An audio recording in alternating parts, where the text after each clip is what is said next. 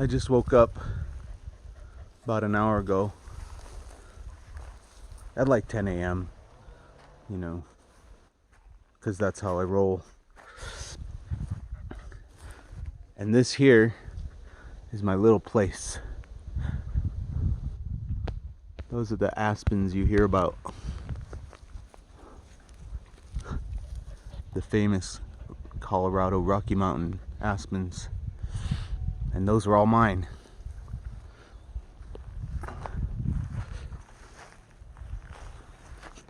And here's my rig. It's my white trash retirement plan right there. It's all I need.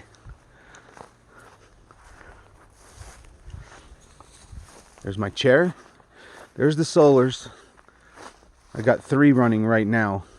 I have a total of 4. I have another one, but well, actually I have a total of 6. But I only need to use 3 at a time for what I have hooked up right now as it is, which I'll show you in a minute. But the deer and the elk run all up and through here. There's all kinds of little game paths and trails all up through the grass.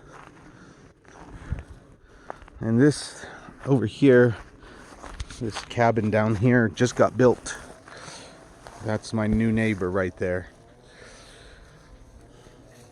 Fortunately, I can barely see the cabin through the trees, and there's nobody in there yet, so hopefully it won't cause me any disturbance. When I bought this lot, you couldn't see another building or anything.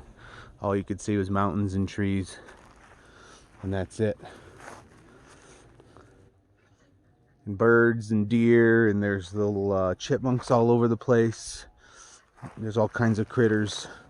Grouse I've seen, and I haven't seen any up here, but I've seen bear scat, and we know there's bears up around here.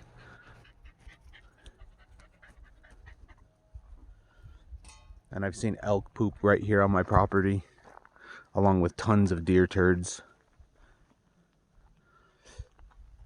Now, in here, I got this set up.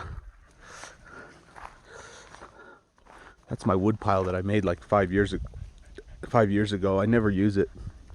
I don't like lighting a fire when I'm camping, for the simple reason that I'm too freaking lazy.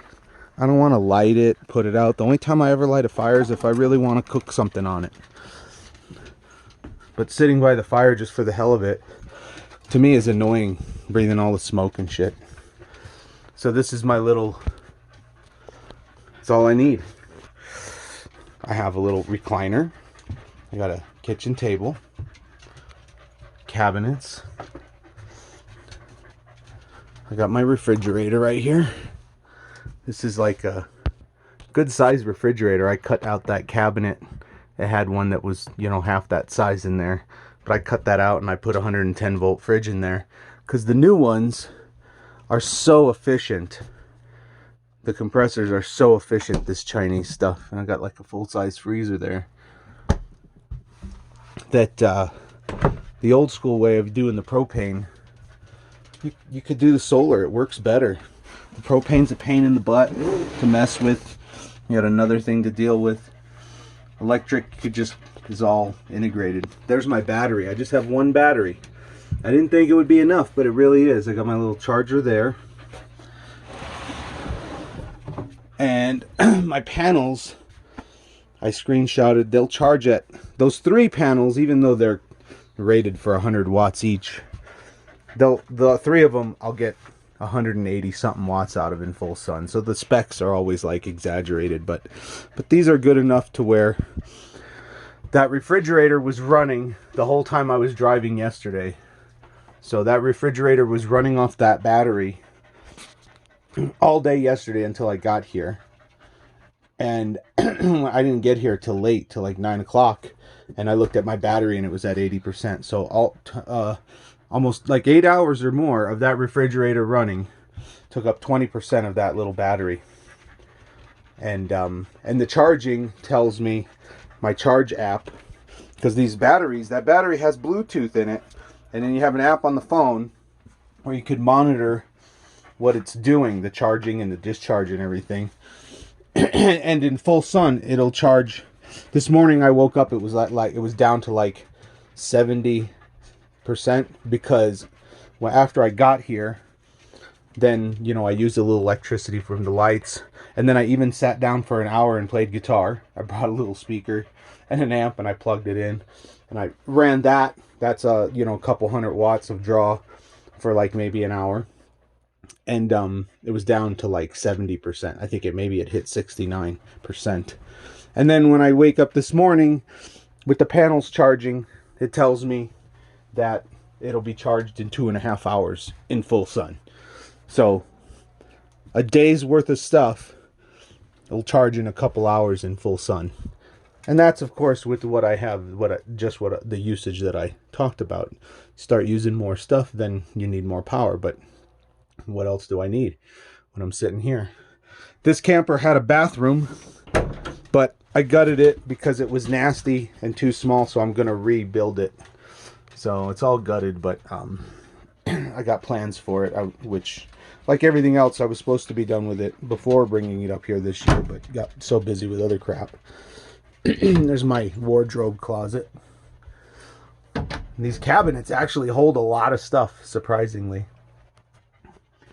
This camper I got this year, you saw pictures of my other campers, which were even white trashier than this, but I upgraded to a white trash level 3, maybe from level 4.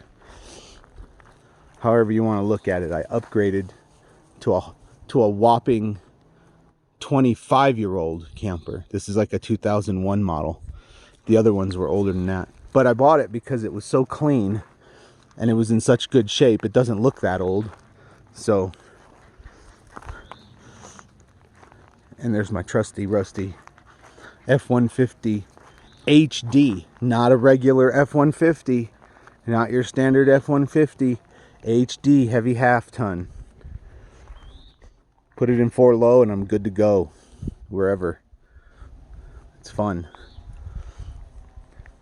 And the doggies, they just, when you bring the dogs up here, they just love it. They know where they're going when you tell them you're going. They get all excited.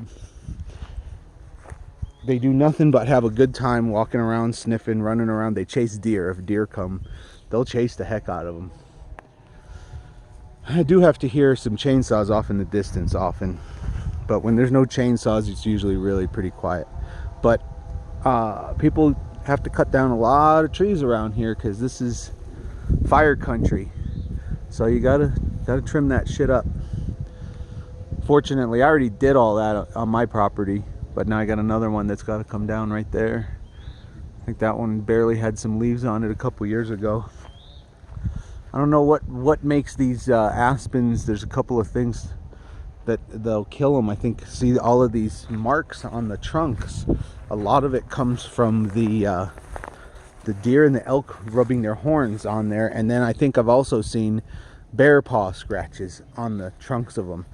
And if they find one they like and scratch it up enough, it winds up killing the tree. Now, why some of them get so huge and then other ones they scratch up when they're small, or what other factors there are, I wish I knew. But you know, they're like 80% of them are good and green, but you got to keep trimming them back, cutting down the dead ones. There's that cabin that just got built, and the garage just got built this year. The cabin got built last year.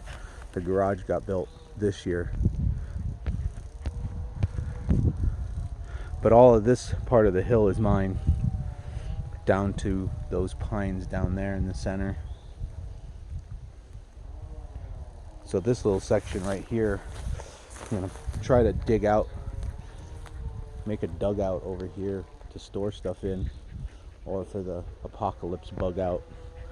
But technically I can't build anything here without permit or anything. It's all regulated by the county like any normal place. It's not just a free-for-all hippie land over here, because it's And not only is it in an HOA, but it's the county doesn't let you do whatever you want on your property, like in some places around here, which is good for property value. So, but this flat part here where I'm parked on, that's all carved out.